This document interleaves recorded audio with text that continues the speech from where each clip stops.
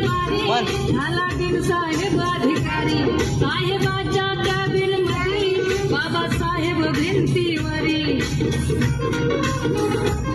त्याचं भूषण माझ्यात आलं व माय माझं पोरग डॉक्टर झालं मला अभिमान भरपूर दिला व माय माझं पोरग डॉक्टर झालं